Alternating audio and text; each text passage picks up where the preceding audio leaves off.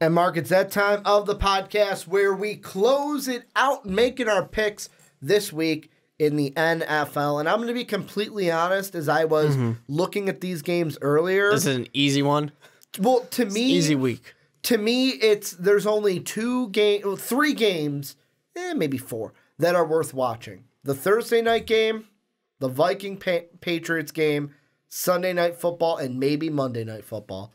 Other than that, it's a lot of games that, yeah, they could surprise us, but on paper, probably going to be some one-sided matchups, and I know people are going to get mad that I say that, but... Just assume that the one-sided matchup is not your team. Yeah, just assume that it's not. But let's get into it. Thursday night football. This, to me, could be the game of the week, but it's on Thursday, so it probably won't. The Saints at 10-1 are going to go into Jerry World and play the Cowboys. Cowboys have been on a roll. They are now the NFC East leader.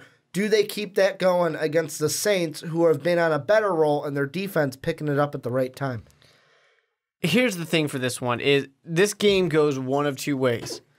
This game either goes that the Cowboys continue this streak of doing well, and they actually compete, and they surprise the Saints, and they actually beat the Saints. Big upset. Or they get absolutely smacked.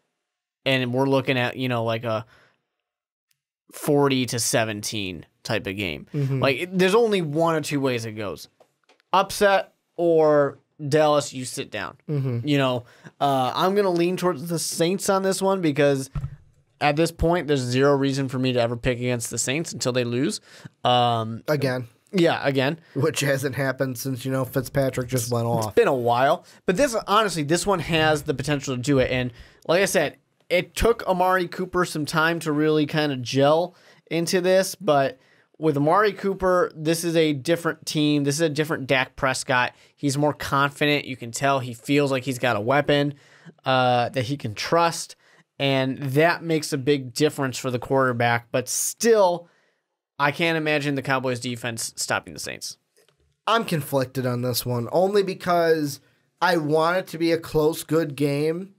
But in my heart of hearts, I feel like because it's a Thursday night football game, it's going to be one-sided and the Saints are going to roll. Thursday nights are never fun.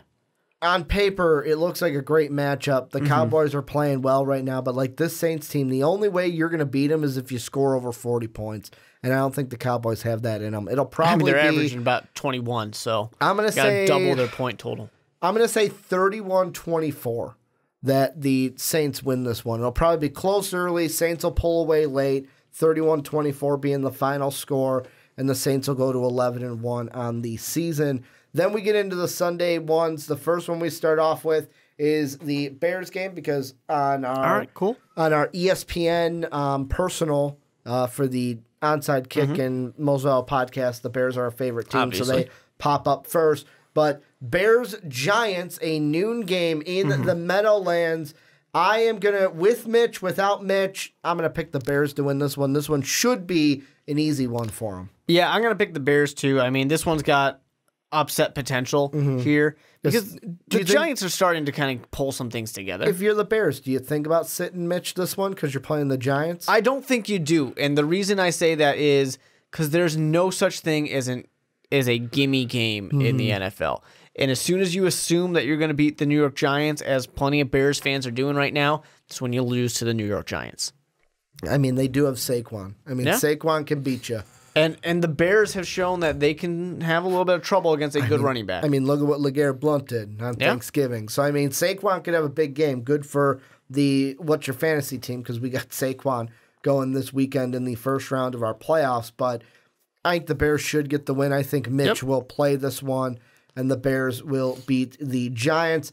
Then we've got a game in Atlanta. Lamar Action Jackson, 6-5, going into Atlanta to play the 4-7 Falcons. What do you think? I think at this point we can officially say Joe Flacco's done.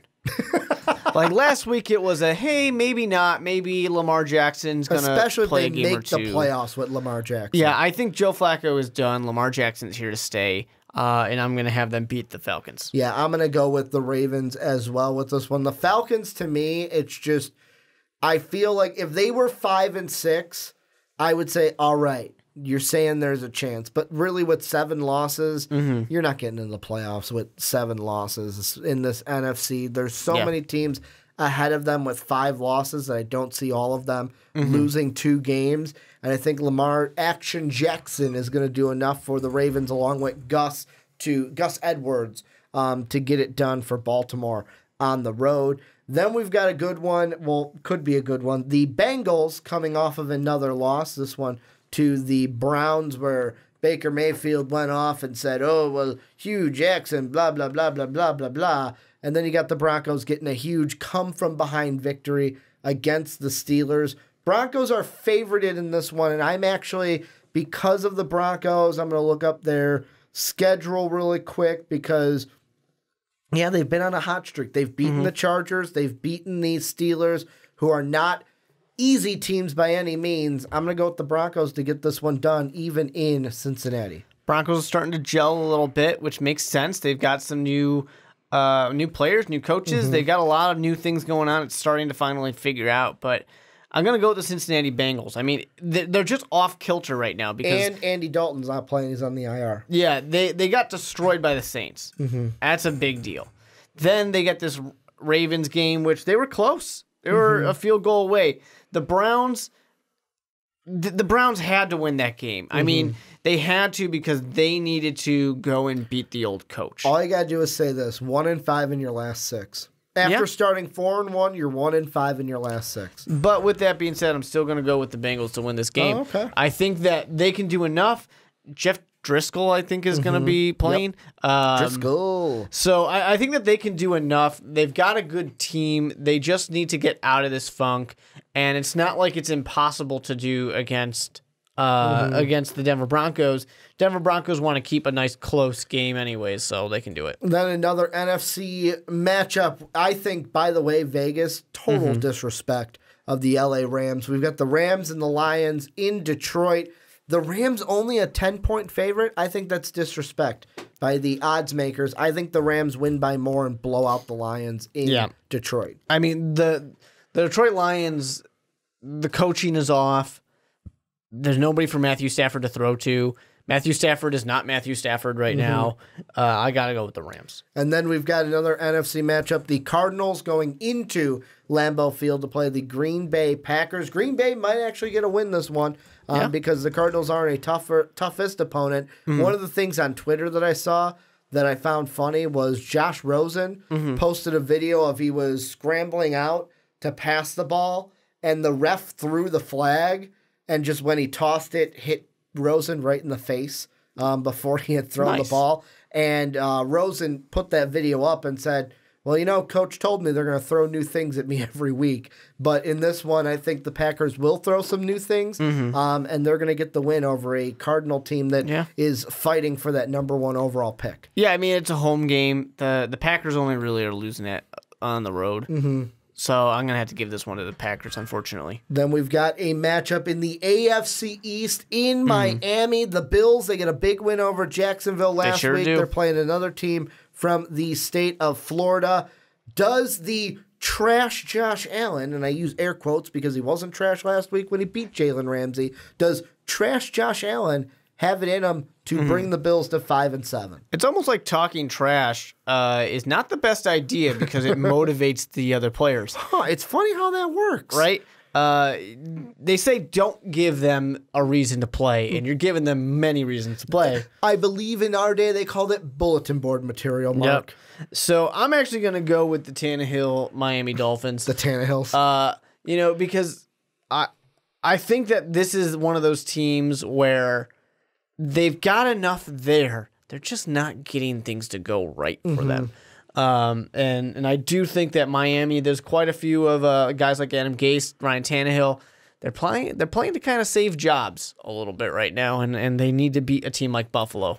Yeah, I'm going to go with Buffalo right now. They're on a little bit, like they've played some good games. I feel like this is one where they can kind of get motivated. Hey, we just beat Jacksonville, just won one for our trash quarterback in Josh Allen. I don't think he's trash. I just like making fun of Jalen Ramsey for calling him trash. And I'm going to pick the Bills to go ahead and get the win in Miami, although really this game doesn't really matter unless you're keeping score for draft picks. Then we've got an NFC South matchup. The Panthers, they're going to play the Buccaneers, and I am going to it pains me, but I'm going to pick the Panthers to beat the Buccaneers. The Bucs are dysfunctional because the Panthers don't really play well on the road, and they're really hit or miss. But like the Buccaneers are dysfunctional. DJ Moore is stepping it up a little bit for the Panthers, and it looks like Cam Newton is finding his rhythm. I like Carolina to get the win, even if it's narrowly, and go to 7-5 on the year. So it's an interesting one because the Panthers are 1-4 on the road. And they've just lost 3 games in a row. So it's not a good look for the Panthers. And you know I love to claw up. But this is one of those games here where it's like flip a coin. You know, who's going to play quarterback for the Buccaneers? Is it going to be good for them? Who knows? They're not so great, you know, when they're on the road. So much of me wants to claw up, but I think that the Buccaneers are probably going to steal this one. Being that home team and just kind of with the revolving quarterback door, that someone will get it done, unfortunately. So, unfortunately, I'm going to pick the Buccaneers. And talk about revolving quarterback door. Jacksonville, not only will they be out without Leonard Fournette, he gets suspended 1 game. Blake Bortles has officially, he is a Pine Cowboy. He's riding the Pine Pony, and Cody Kessler will be the starting quarterback. Here's my first question for you. Yep. How far into the game does Cody Kessler get benched for Blake Bortles? I actually think Cody Kessler will play the whole game. Will he start next week? No. That's a very interesting question. The answer is probably going to be no. They're going to pick up some Joe off the street. Or let Blake come back, and they're just going to become the Tampa Bay Buccaneers and say, we'll play a different quarterback every week. Hope for the best. It must be a Florida thing. Yeah, the Colts, they should have this one. Yeah, I'm going to go Andrew Luck greater than Cody Kessler. No Leonard Fournette. Jaguars lose. One of these Colts quarterbacks win. can throw it for more than 25 yards. Yeah, one of them is going to win this game. Then we've got Baker Mayfield, who talking some smack about Hugh Jackson. He's going to run into a brick wall, by the way. And this Houston defense is going to make him shut up. And I'm saying that like that because I kind of don't like... I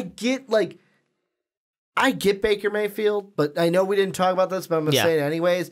What he was saying about Hugh Jackson, am I a Hugh Jackson fan? No. Thought he should have been fired. But, dude, you're coming off like a little punk. Shut your mouth. Don't say it. I'm going to use a LeVar Ball reference. Stay in your lane. Texans defense is going to shut them up this week. Texans with the win. Yeah, I think that Baker Mayfield, people like Baker Mayfield right now. They're having fun with Baker Mayfield. Eventually, it's going to be like, all right, we get it. It gets old, and people get tired of it. Am I tired of it? Almost. I mean, you know, it's kind of at one little thing for Hugh Jackson. All right, I'll give you that, you know, because the whole team was doing it. But then it's like, all right, you can just say even more. You keep doing more stuff. There was the I don't even want to talk to my to the old coach, which is one thing, but the hug, like not even like shaking his hand after the game or whatever. And then going after Damian Woody after Damian Woody went after you, and then Damian Woodley goes back at him because he's like, I'm not going to back down just because you went after me on Instagram. This is just the kind of thing where it's like, Baker, just stop. You know what I find funny about that too? The Damian Woodley thing, the Woodley. They say that, like, there are players like Ryan Clark that are like, yeah, players don't focus on what you guys are saying. Oh, but they totally do. And then fucking Baker Mayfield goes after somebody who, let's be honest, whatever Damian said didn't flipping matter to Baker. Baker could have just went, nah, whatever. But he chose to go back at him. Right? And that's the kind of thing where... Why should you care? This is... And someone's going to get really mad at me for saying this in the comment section. And I won't go on it for too long, but... I like Baker Mayfield still, but this is the kind of thing when people compared him to Johnny Manziel, it was not necessarily always, and for some people it was, but it was not always that he was going to fizzle out of the NFL. It was that he was going to create problems for himself. This is Baker Mayfield creating problems for himself.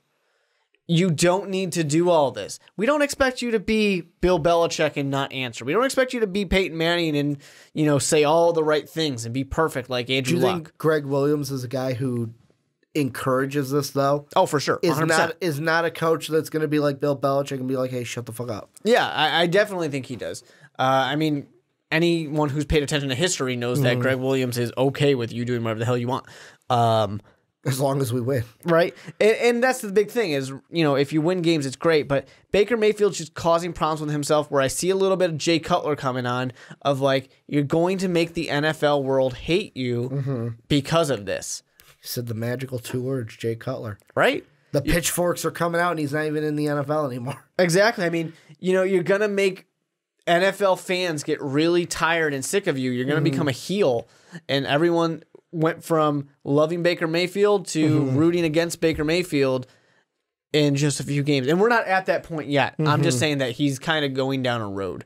With all that being said, the Houston Texans win this game. And then next we've got the Jets 3-8. They've got a boatload of problems. They're going to be playing the Tennessee Titans, who are going to be looking for a win after being embarrassed on Monday Night Football. And I'm actually going to pick the Titans to bounce back, get a win at home, because the Jets are just struggling, and I don't see them winning in Nashville. Exactly. I mean, as you should. The Tennessee Titans are clinging to life here. They need to do something to get a win. And then what should be an easy win, but there's no easy wins in the NFL. Sometimes there's easy wins. I'm just going to say it. Chiefs over the Raiders. Do we have to go into this one? Chiefs. And then to me, personally, the most interesting game, my Minnesota Vikings going on the road into Foxborough to play the New England Patriots. Mark, is there any chance that my Vikings get a win, or should I just chalk this one up as a loss? I think you chalk this one up as a loss. I hate to say it to you. But you know what? The Bears showed you that a good defense. And the Patriots are beatable. They are. They're not invincible. No. It's just, can we win? If you keep Tom Brady off the field, you can win. And I mean, with our wide receivers have to go off. We've got to score touchdowns. Kirk Cousins needs to get it in the end zone. Yep. This is one of those win, because our defense can slow down that offense, I think. This is one of those important ones, I think, for Kirk Cousins as well. Is Kirk Cousins has this reputation of the guy who's good against bad teams. He's not good against good teams. And he's kind of, there was a stat that I saw, which I don't remember, of like, I think he's like 2-0-1 against Aaron Rodgers. So it's like, hey, that's what he needs. He needs to get the better of some of these other well-known guys to kind of get some respect under himself. So he kind of needs this one, but I'm still going to go with the Patriots. Yeah, and I know this is going to piss people off, but I'm a Vikings fan. Go Vikings, picking the Vikes to beat the New England Patriots. Then we've got 3 games left. The last late afternoon one, the 49ers go into Seattle, and this one is just like Chiefs-Raiders to me. Seattle with the win. Yep. I mean, this is one where no facts, no stats, just pick it right how you see it. And then the Sunday night game, the Chargers, the Steelers, playoff implications abound. And the Chargers, I'm going to go at them to get the win. They are playing hot. The Steelers are not. I know it's in Pittsburgh, but I got the Chargers without Melvin Gordon, which could be one where they're like, Ricky, why are you picking them? But I'm going to pick the Steelers to lose to the Chargers on Sunday Night Football. This is an interesting one. The Chargers are going to struggle, I think, without Melvin Gordon. There's no doubt about that. I mean, Austin Eckler isn't nothing to... He's not anything to say, oh, he's chump change. He can make some noise in that backfield. Yeah, but I sit here and I look at this, and it's like you got 2 hot quarterbacks. You should have had 2 hot running backs. But I think a difference maker here is wide receivers. I just like wide receivers in Pittsburgh a little bit better. And then that home game, I'm going to have to give it to the Steelers. And then the last one, Monday Night Football, a good old NFC East matchup. Can Colt McCoy do it? Can he bring this team back to win a key divisional game, or is this where the Redskins kind of flip with the Eagles? Exactly. I mean, we're starting to see the end of this Redskins hope. Their quarterback, who they just paid for, is injured. And the big thing with that is it's not just an injury. It's an injury to a guy who will be 35 before the next season starts and might need a chunk at least of next season to get ready to play again. Maybe not, but he might need a good chunk of that to where I don't know that he's coming back. Alex Smith might just be done. He's not young anymore. This injury will affect him a lot more than it would affect him when he was 24 years old. There's something new that needs to happen in Washington. I think we see a flip. Philadelphia's playing well, actually. They are playing well. They just can't quite get that old magic that they had last year. So Carson Wentz is going to do everything he can to try and get this team into the playoffs. And last week on Thanksgiving, the Redskins didn't play bad. The Eagles, though, almost losing to the Giants. Yeah, that was kind of bad. I'm going to go with the Redskins on this one. And the reason why is I liked, and I'm doing this basically off of last week, I liked more of what I saw from the Redskins against the Cowboys than what I saw the Eagles against the Giants. And because of that alone, I think Colt McCoy and this team are going to do enough. They will stay a little bit with the Cowboys. And if the Cowboys lose to the Saints, this could be one where not the Redskins and Eagles flip, but the Cowboys and Redskins then flip. And then we see if will this be a 3 or 2 dog race as we go down through the rest of the season. But this is where you guys come in. Let us know what you guys think about any game this week. What are you hyped for? What are you not hyped for? What games do you like, don't like? Let us know what you think in that comment section. Housekeeping here at the end. Make sure to check out patreon.com/mostvaluedpodcast. We cannot do what we do each and every day, each and every week without the help of our patrons. Thank you to all of you for your support. You can also support us by buying an MVP t-shirt. That store is down below in the description. You can also get it at mostvaluedpodcast.com where you can catch MVP each and every day. And then last but not least, make sure to go on iTunes and Apple Podcasts and give the Onside Kick and all the other MVP podcasts a rate and review. Hope you rate it a 5-star. Hope you let us know why you like listening to the podcast each and every week. It means the world to us. I want to thank you guys for watching on YouTube. Thank you guys for listening on podcast services around the world. And as always, have a good day, everybody.